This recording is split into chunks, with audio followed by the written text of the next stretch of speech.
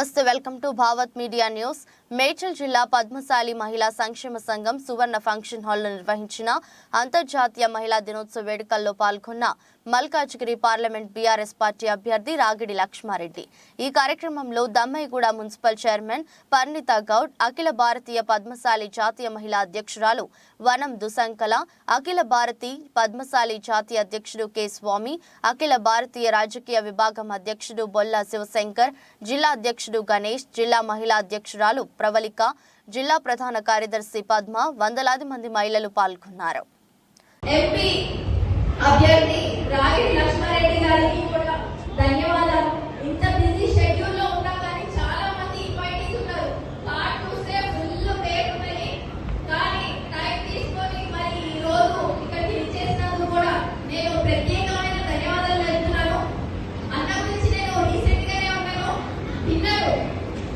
చాలా motivational, helping nature, చాలా cool minded. ఇట్లాంటి మీరు మాకు అభ్యర్థిగా రావడం కూడా మేము సంతోషంగా ఉన్నామన్న. అదేవిధంగా మన పద్మశాలీలందరూ కూడా రానున్న ఎలక్షన్స్ లో మరి లక్ష్మణ గారిని సపోర్ట్ చేయాలని మనస్ఫూర్తిగా కోరుకుంటున్నాను. నాకు ఈ అవకాశం ఇచ్చిన అమరన్నకి, ప్రవళిక గారికి కూడా ధన్యవాదాలు. చాలా మంది మన విలేజ్ బ్యాక్గ్రౌండ్ తెలుసుకోవడం, పద్మశాలి కమ్యూనిటీ అంటే ప్రతి ఒక్కరితోటి ఒక సోదర భావంతో మరి ప్రతి ఒక్కరు కూడా పద్మశాలి సోదరులందరూ కూడా ఒక వర్షం పెట్టుకొని అన్న తల్లి అక్క చెల్లి అనే వర్షం పెట్టుకొని మంచి కలయికతోటి అందరూ కూడా పిలిచే ఉంటారు. కాబట్టి పద్మశాలి మిత్రులందరూ కూడా నా హృదయపూర్వక నమస్కారం. ఇంకొక విషయం చెప్తా, సోదరులారా, నన్ను కేసీఆర్ గారు ఆశీర్వదించి మల్కాజ్గిరి పార్లమెంట్ కు ఎంపీ అభ్యర్థిగా నన్ను పంపించడం జరిగింది. నేను కూడా గత 25 సంవత్సరాల నుంచి ఇప్పట్లో 25 సంవత్సరాల నుంచి మహిళా దినోత్సవం చేస్తున్నానంటే ప్రతి సంవత్సరం వేల నుంచి మేము మహిళా దినోత్సవం చేస్తాం. అదొకటే కాకుండా